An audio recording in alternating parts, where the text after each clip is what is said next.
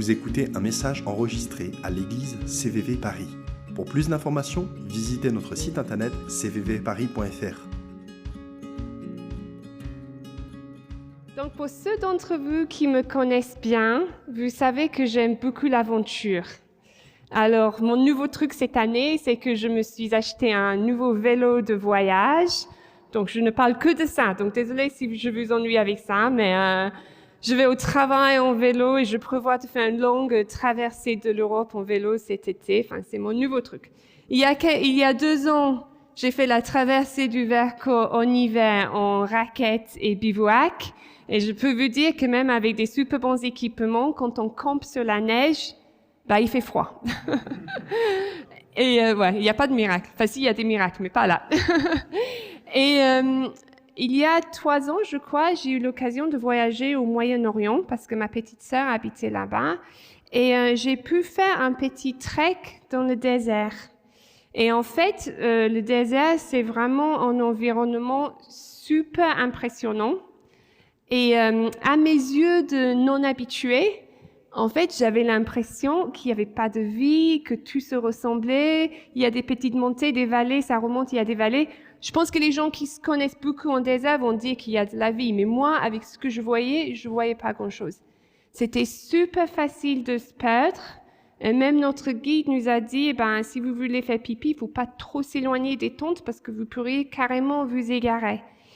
Et moi, je n'ai fait que 2 jours. C'était un petit truc touristique. Mais je peux imaginer que pour ceux qui font vraiment des traversées du désert, c'est quand même assez ardu. Parce qu'en fait, quand on marche, les pieds s'enfoncent dans le sable. Donc, on met même pas les chaussures de randonnée. Donc, la progression est lente. On a une gestion de l'eau qui est un peu stressante parce qu'il faut pas se louper avec l'eau qu'on prévoit. Et on a cette impression qu'on n'avance pas parce qu'on descend, on remonte et tout se ressemble. Et en fait, ce soir, j'aimerais qu'on parle ensemble des saisons de notre vie qui peuvent ressembler à des déserts. Et plus spécifiquement, j'aimerais aborder le sujet de quand Dieu ne semble pas répondre à nos prières. Et en fait, je me suis dit, c'est un sujet qui peut, de premier abord, sembler un peu déprimant, un peu triste, mais en fait, je crois vraiment que, en regardant ce sujet ensemble, que le Seigneur veut nous amener la vie, qui veut renouveler notre foi et notre espoir pour beaucoup d'entre nous. Donc, je crois que c'est un sujet joyeux, en fait. Et donc, j'aimerais juste commencer avec une liste de réflexions, soit que j'ai faites moi-même ces dernières années, ou soit que j'ai entendu dans mon entourage très proche, même des gens qui sont là ce soir. Mais je ne donnerai pas des noms. Donc, voici ma liste de réflexions et je me demande si certaines de ces réflexions ou ce type de réflexions font écho en vous. Donc, je souffre d'une maladie chronique. On a tellement prié pour moi. Je sais que Dieu m'aime, mais je suis pas guérie et je souffre encore. J'ai prié pendant des années pour qu'une amie soit guérie d'un cancer, mais elle est décédée. Je suis célibataire, je prie depuis presque 20 ans pour rencontrer quelqu'un, mais rien n'a changé dans ma vie. Je prie pendant des années que Dieu restaure mon mariage, mais mon mari m'a quittée et a demandé le divorce. Nous essayons d'avoir un enfant. Nous savons que Dieu a un plan pour la famille, mais ça ne marche pas pour nous. Notre enfant fait des mauvais choix. Nous prions depuis des années, mais il s'enfonce de plus en plus dans une mauvaise voie. Et en fait, ces questions-là qu'on peut se poser peuvent nous amener à poser des questions qui peuvent même ébranler les vrais fondements de notre foi. Et nous pouvons finir par croire au secret de notre cœur qu'en fait, peut-être que Dieu n'entend pas mes prières, ou bien il les entend mais il ne les écoute pas. On peut se dire que peut-être que notre vie n'a pas vraiment de valeur aux yeux de Dieu, que nos petits ou nos grands tracas n'ont pas n'importe peu pour lui. On peut se dire que la Bible nous dit que Dieu nous aime, mais en réalité, on peut se dire peut-être pas autant que ça en réalité. Ou bien on peut se dire que Dieu m'aime, mais il n'a pas vraiment le pouvoir d'intervenir dans ma vie. Donc, est-ce que Dieu m'aime vraiment? Est-ce qu'il est vraiment tout-puissant? Est-ce qu'il est vraiment celui qui dit être dans la Bible? Est-ce qu'il existe vraiment? Alors, si je soulève ces questions un peu dures ce soir, c'est parce que je les ai posées moi-même et je suis consciente de l'urgence de savoir ce que la Bible dit à ce sujet et le besoin vital d'être renouvelé dans nos pensées par le Saint-Esprit. Parce qu'en fait, si nous n'avons pas une théologie claire qui nous permet d'aborder des saisons de désert et de confusion dans notre vie, on peut avoir des doutes qui font qu'on rentre dans une espèce de dépression spirituelle où on continue notre vie chrétienne extérieurement comme avant, mais il y a vraiment quelque chose qui a changé dans notre cœur. Ou bien, ces questionnements peuvent nous amener à une espèce de rébellion contre Dieu où on se dit Dieu ne répond pas à mes prières, il ne m'aime pas, donc moi je ne veux plus suivre ses voies. Et en plus, vous êtes nombreux là ce soir, il y en a parmi vous qui vont bien, il y en a qui ne vont pas bien, etc. Mais même si pour nous, tout va bien dans nos vies, on a vraiment besoin de réfléchir à ces questions pour pouvoir être un soutien efficace à d'autres membres de l'Église qui sont dans la souffrance. Également, quand je parle aux non-chrétiens de ma foi, la question de la souffrance, de la non-réponse aux prières est vraiment quelque chose qui peut être bloquant. Donc, que dit la Bible à ce sujet? Comment aborder ces saisons de désert et de confusion d'une manière biblique et juste? Qu'est-ce que le Seigneur veut nous dire ce soir à ceux d'entre nous qui se retrouvent dans un tel type de situation? Alors, je suis consciente que j'ai pris quand même un gros sujet et je ne prétends pas du tout dire sur ce sujet qui a fait couler tellement d'encre. Mais ce que j'aimerais faire, c'est juste de nous donner quelques pistes de la Bible et surtout, je prie que le Saint-Esprit œuvre dans nos cœurs et qu'il renouvelle nos cœurs. Donc, ça marche, je suis contente. Que dit la Bible? Donc, quand je préparais ce message, c'est cool. Quand je préparais ce message, j'ai demandé au Seigneur où il fallait commencer et j'avais juste l'impression qu'il me disait que la première chose qu'il veut nous dire, c'est qu'il a compassion pour nous.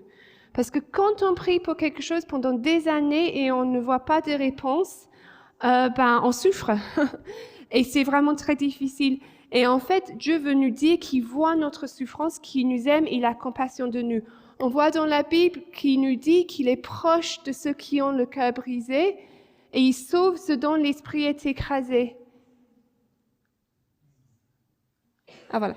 Et on sait aussi que du fait que Jésus est devenu un homme, qu'il est qu'il a été soumis son péché à des épreuves en tout point semblables aux nôtres, on sait en fait qu'il comprend parfaitement ce que nous traversons. Et je pense que beaucoup d'entre nous connaissons ces versets, mais je pense que le Saint-Esprit veut vraiment faire un travail dans nos cœurs aujourd'hui pour que ces versets vont de notre tête jusqu'à notre cœur. Deuxièmement, en fait, nos héros bibliques, les histoires qu'on lit dans la Bible qui nous inspirent, on voit qu'eux, ils ont posé les mêmes questions que nous. On n'est pas les seuls. Donc, David, qui est appelé un homme selon le cœur de Dieu dans la Bible, il crie « Jusqu'à quand, Seigneur, m'oublieras-tu sans cesse? Jusqu'à quand te détourneras-tu de moi? Jusqu'à quand aurai-je des soucis et chaque jour le chagrin au cœur? Jusqu'à quand mon ennemi s'élèvera-t-il contre moi? » Et ce qui peut nous sembler encore plus étonnant, c'est que Jésus lui-même crie sur la croix, mon Dieu, pourquoi m'as-tu abandonné? Donc, nous avons vu que Dieu a vraiment compassion pour nous. On a vu qu'il comprend ce que nous vivons parce que lui aussi, il est devenu homme, il a vécu les mêmes tentations et épreuves que nous, et que même les héros de la foi se sont posés les mêmes questions. Mais est-ce que la Bible nous donne des pistes qui peuvent expliquer pourquoi des fois nos prières restent a priori sans réponse?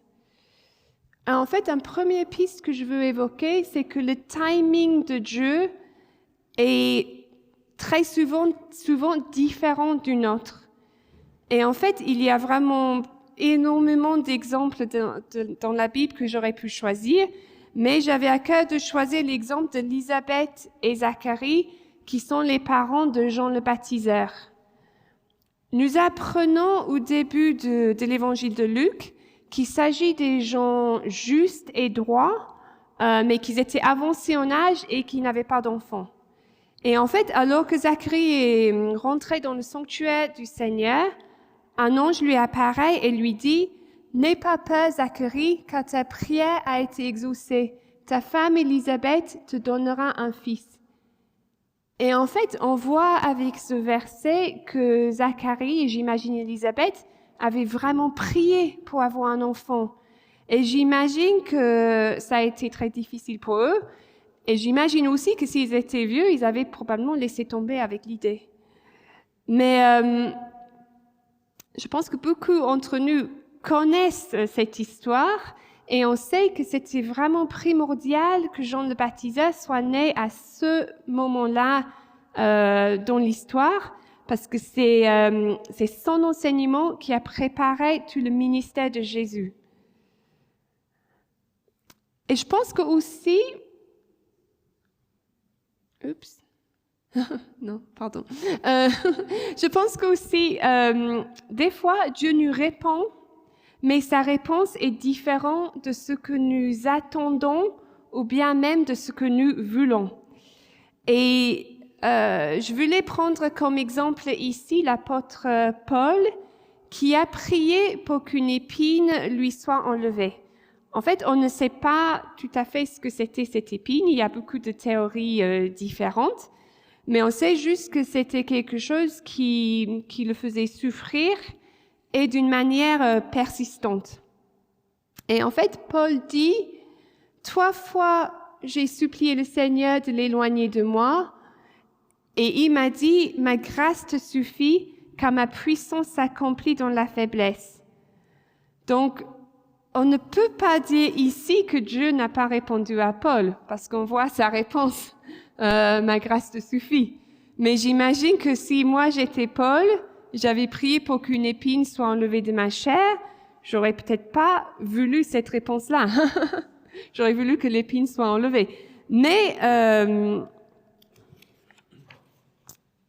le Seigneur lui a répondu. Et en fait, il y a quelques années de ça, je pense que certains d'entre vous connaissent ce moment dans ma vie. Une de mes meilleures amies, Astrid, est décédée. Et c'était une de mes meilleures amies, mais limite encore plus que ça. C'était vraiment une sœur pour moi. Et ça fut juste un énorme déchirement. À 35 ans, on ne s'attend pas à perdre sa meilleure amie.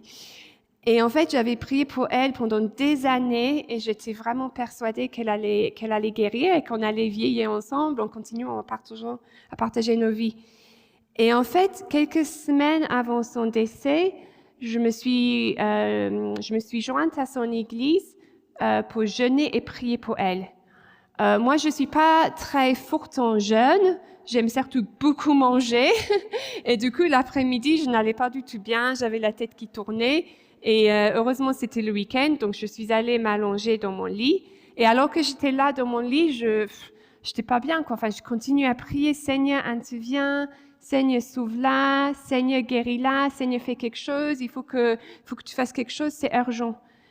Et je ne peux pas vraiment expliquer ce qui s'est passé, mais le Seigneur a commencé à me parler à travers du verset « Mort où est ton aiguillon en 1 Corinthiens. Et puis, j'ai vraiment entendu dans mon esprit le Seigneur me dire, pour toi, la victoire dans cette situation, c'est qu'elle guérisse, que vos prières soient exaucées et qu'elle vive. Mais pour moi, la mort n'est pas un échec, que justement, la foi que nous avons, la foi chrétienne, c'est une foi de la résurrection après la mort, et que justement, la grande victoire du Seigneur, c'est que la mort n'a plus aucun pouvoir sur nous. Et en fait, j'ai vraiment compris à ce moment-là que moi, j'ai ma pensée, ma manière de réfléchir, mais que Dieu a une pensée qui est juste différente de la mienne. Et à partir de ce moment-là, je crois que c'était 2 semaines avant sa mort, j'ai vraiment continué à prier pour que sa guérison, tous les jours, je priais. Mais j'avais comme cette paix et cette assurance dans mon cœur que, quoi qu'il arrive, la réponse du Seigneur est parfaite. Et en fait, j'étais à son chevet le veille de son décès. Elle était dans le coma, mais elle nous entendait toujours, je pense. Et en fait, je dirais souvent que c'était l'expérience spirituelle la plus marquante de ma vie. La présence de Dieu était incroyable.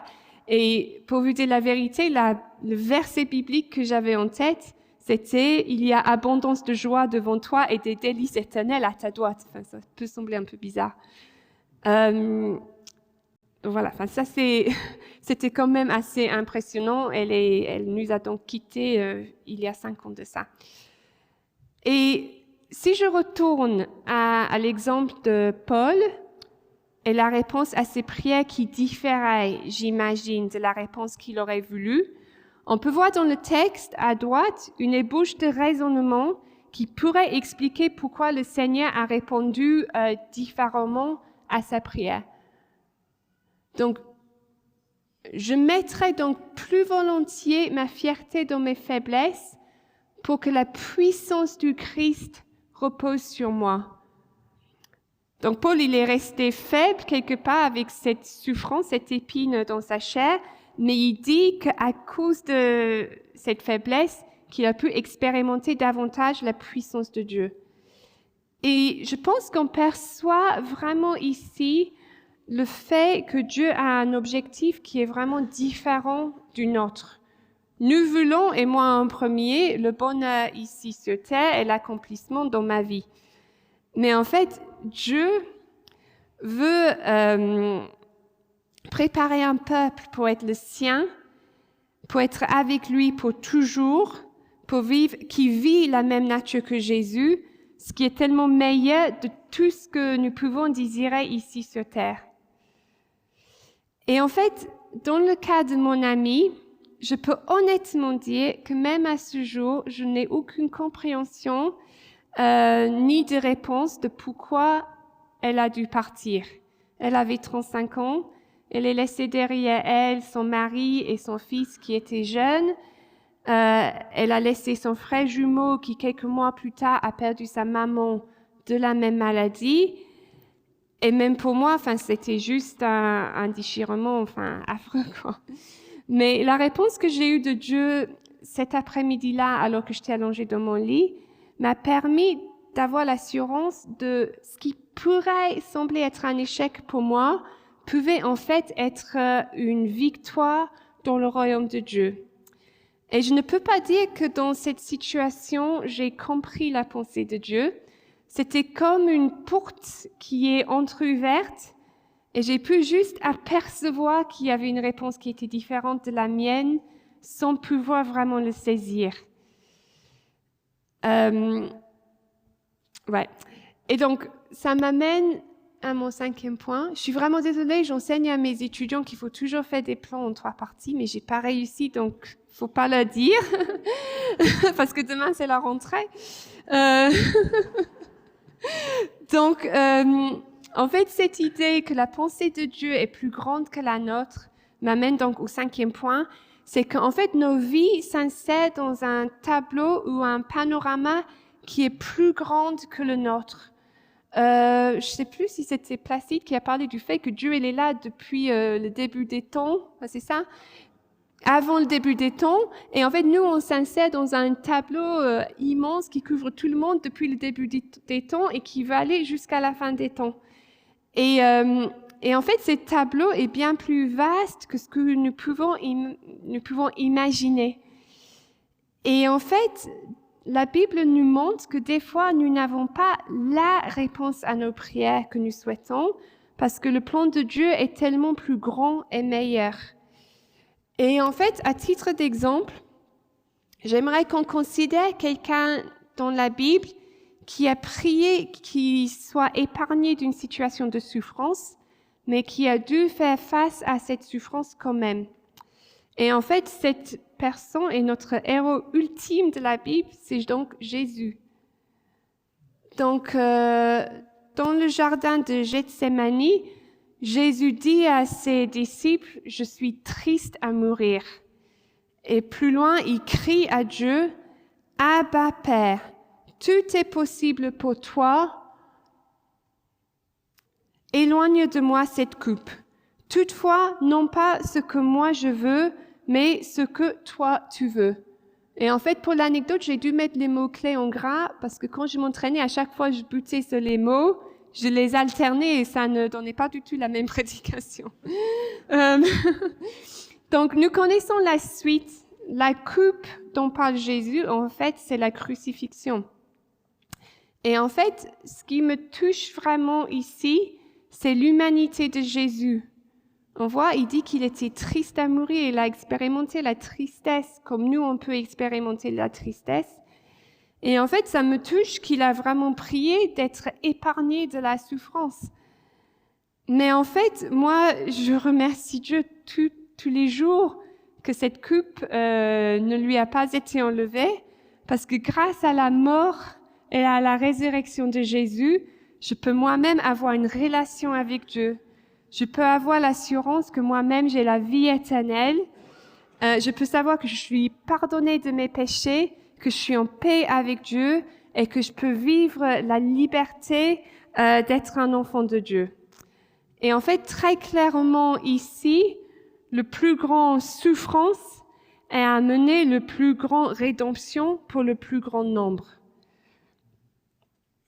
Et en fait, là, on a parlé de ça il y a 2 semaines à Alpha, mais je ne vais pas refaire tout l'enseignement, sinon ça va être trop long. Et en fait, juste toujours dans cette idée que nos vies s'insèrent dans un tableau qui est plus grand que ce que nous pourrions imaginer, j'aimerais qu'on considère très brièvement l'histoire de Job. Et en fait, dans le premier chapitre de Job, on voit qu'il y a une espèce de conversation entre Dieu et le diable. Donc, le Seigneur dit à l'adversaire, « As-tu remarqué Job, mon serviteur? Il n'y a personne comme lui sur terre. C'est un homme intègre et droit qui craint Dieu et s'écarte du mal. » L'adversaire répondit au Seigneur, « Est-ce pour rien que Job craint Dieu? Ne l'as-tu pas protégé, lui, sa maison et tout ce qui lui appartient? Tu as béni l'œuvre de ses mains et son troupeau s'accroît dans le pays. Mais étends ta main, je te prie, et touche à tout ce qui lui appartient. À coup sûr, il te maudira en face. » Le Seigneur dit à l'adversaire, « Ah bien, tout ce qui lui appartient est en ta main.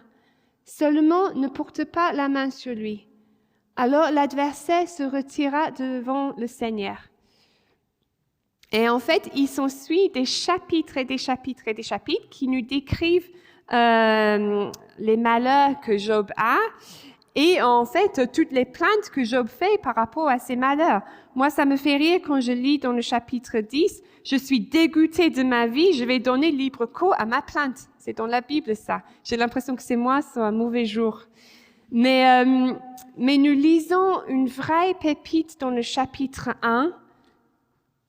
Le Seigneur a donné, donc c'est Job qui parle, le Seigneur a donné, le Seigneur a ôté, que le nom du Seigneur soit béni. En tout cela, Job ne pécha pas et n'attribua à Dieu rien de choquant. En fait, malgré sa souffrance extrême, Job garde toujours sa foi en Dieu. Et en fait, il y a énormément de choses à dire sur le livre de Job, mais j'aimerais juste qu'on retienne un seul point ici. Et en fait, c'est que la réaction de Job face à la souffrance avait une importance qu'il ne pouvait même pas imaginer. Lui, il n'avait pas la Bible, il n'avait pas lu comme nous cette conversation entre Dieu et le diable. Il ne sait pas quelque part que Dieu a dit au diable, mais Job, il m'aime pour qui je suis. Il savait pas tout ça. Et en fait, malgré ses plaintes et malgré son désarroi, mais grâce à sa foi et à sa proclamation, Dieu a montré au diable que Job l'aimait pour qui il était et non seulement à cause des bienfaits matériels. Et je pense que ça a dû vraiment faire un grand coup aux puissances des ténèbres. Je pense que ça a dû être quelque chose de vraiment très puissant. Et de la même manière, j'aimerais nous encourager parce que le positionnement que nous avons face aux saisons de désert dans notre vie a un impact au-delà de notre propre vie. Déjà, sur notre entourage, parce que nous pouvons être un témoignage aux gens, pas seulement avec nos mots, mais avec notre vie, et aussi dans le monde spirituel. Et juste donc, le tout dernier point, en fait, donc j'ai évoqué plusieurs pistes de la Bible, mais je peux comprendre que tout ce que je viens de dire puisse être vraiment un mince réconfort pour ceux qui ont vraiment subi des vraies tragédies dans la vie ou des injustices extrêmes. Et je suis consciente que ce n'est pas mon cas et je ne peux pas prétendre vivre de tel type de souffrance. Et j'admets que malgré le fait que j'ai essayé de nous donner des pistes ce soir, qu'il y a beaucoup de choses que je ne comprends pas et beaucoup de choses que la Bible ne nous dit pas. Et donc, pour finir cette partie, j'aimerais juste nous pointer vers notre espérance éternelle. En fait, la Bible nous dit très clairement que dans la vie, nous connaîtrons la détresse, mais que Jésus a vaincu le monde. Et aussi dans le livre de Corinthiens, la Bible nous dit que notre espérance n'est pas que pour cette vie. La Bible nous dit que Jésus va revenir, qu'il y aura un ciel nouveau et une terre nouvelle, et qu'il n'y aura plus de souffrance, et que Jésus essuiera toute larme de nos yeux, que la mort ne sera plus, qu'il n'y aura plus ni deuil, ni cri, ni douleur, car les premières choses ont disparu. Donc, pour conclure, quelle attitude adopter suite à ces pistes de la Bible? Quelle attitude adopter si nous retrouvons dans une saison de désert où on a l'impression que Dieu ne répond pas à nos prières? Quelle réaction si suite à des déceptions passées, nous nous rendons compte que notre foi s'est quelque peu refroidie? Donc j'aimerais nous encourager dans un premier temps à continuer à prier. Soyons vraiment encouragés par le fait que le timing de Dieu est différent, souvent différent du nôtre, et qui rend toute chose belle dans son temps, et que nos temps sont dans ses mains. Soyons vraiment persévérants dans la prière, comme nous indique la parole du juge Annick et du veuve. Ne nous laissons pas de prier parce qu'en priant, nous démontrons que nous avons foi en Dieu et que nous avons confiance en lui. Et je voulais aussi nous encourager à vraiment suivre le modèle que nous retrouvons très souvent dans les psaumes. En fait, très souvent dans les psaumes, on voit que les auteurs, donc c'est souvent David, mais il y en a d'autres aussi, en fait, ils parlent de tout ce qu'ils ressentent, ils parlent aussi de leur colère contre Dieu, des malheurs de la vie, des faits qu'ils ne comprennent pas ce qui arrive, mais ils reviennent toujours à ceux qui connaissent de Dieu et à la louange de Dieu. Donc en fait, j'avais cité tout à l'heure le psaume 13, où David, il n'a vraiment pas peur d'exprimer honnêtement à Dieu ce qu'il ressent. Il dit « Jusqu'à quand Seigneur m'oublierai tout sans cesse ?» C'est quand même assez clair. Mais à la fin de l'Epsaume, quelques versets après, il dit « Moi, j'ai mis ma confiance en ta fidélité. Mon cœur trouve de l'allégresse en ton salut. Je chanterai pour le Seigneur, car il m'a fait du bien. » Et n'ayons pas honte aussi, alors que nous exprimons ce que nous ressentons à Dieu, aussi d'exprimer nos questionnements et notre souffrance à nos frères et à nos sœurs dans l'Église. Parce que nous sommes une famille, nous avons besoin d'être vrais les uns avec les autres pour vraiment être soutenus. Et j'aimerais nous encourager aussi de nous repentir, moi en premier, de nous repentir de notre incrédulité et vraiment de proclamer la souveraineté de Dieu sur nos vies. Et nous pouvons vraiment tendre à avoir la même attitude que Jésus dans sa prière que nous avons citée précédemment, qui dit « Toutefois, non pas ce que moi je veux, mais ce que toi tu veux ». En fait, Jésus reconnaît que le plan de Dieu est vraiment plus magnifique que ses plans à lui. Et j'aimerais aussi vraiment nous encourager, c'est quelque chose qui m'encourage personnellement, par l'histoire de Job, qui nous montre que nos réactions face au désert de la vie comptent bien plus que ce que nous pouvons imaginer. Et je pense que plus que tout, c'est vraiment ce que j'avais à cœur ce soir, c'est de prier que le Seigneur, le Saint-Esprit nous renouvelle et qu'il nous fasse vraiment connaître le Père. Parce que je crois que c'est en connaissant le Père que nous arriverons vraiment à avoir confiance en lui et nous arriverons à lui faire confiance même pendant nos saisons de confusion et de désert. Je crois que c'est en développant notre intimité avec le Père et en demandant au Saint-Esprit de nous renouveler tous les jours que nous arriverons à vivre avec tous les paradoxes et les confusions de la vie chrétienne. Donc, je nous encourage vraiment à creuser dans la parole pour mieux savoir le caractère de Dieu. Et je sais que très souvent, dans mon cœur, ce n'est pas non pas ce que moi je veux, mais ce que toi tu veux. Mais c'est très souvent, non pas ce que moi je veux, mais ce que toi tu veux, du moment où j'ai quand même ce que je veux un petit peu dans quelques domaines. Soyons un peu sympas, Seigneur. Mais je pense que c'est plus je connais profondément le Père, plus je connais vraiment les battements de son cœur, plus le Saint-Esprit me renouvelle, plus je vais pouvoir lui faire confiance. Et je suis vraiment persuadée que malgré tout ce que j'ai dit ce soir, que ça restera un exercice académique si le Saint-Esprit n'opère pas de révélations dans nos cœurs. Donc c'est vraiment pour ça que je prie ce soir. Et juste pour finir, vraiment pour finir cette fois, j'ai vraiment, quand je priais cette semaine pour cette prédication, j'avais vraiment l'impression que le Seigneur voulait œuvrer dans deux manières différentes ce soir. Déjà pour restaurer ceux qui actuellement vivent des saisons de confusion et de désert, parce qu'il nous aime et même s'il ne nous promet pas une vie sans épreuve, il veut pas qu'on soit dans le désarroi et l'incompréhension par rapport à qui lui il est. Il veut qu'on soit clair sur ça. Oui, on va vivre des épreuves. Je peux pas vous dire que tout ira demain, tout sera résolu dans votre vie. Mais je pense que ce que le Seigneur veut, c'est qu'on soit au clair par rapport à lui et nous et notre relation ensemble.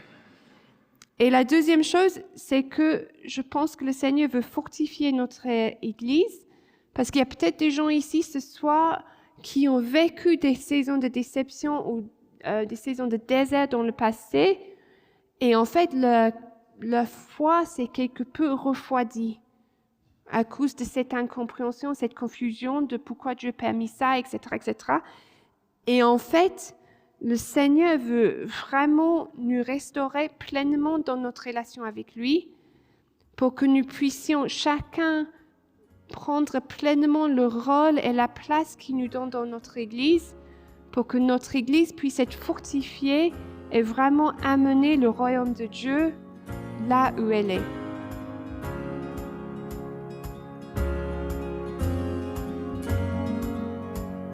venez d'écouter un message enregistré à CVV Paris. Pour plus d'informations, visitez notre site internet cvvparis.fr.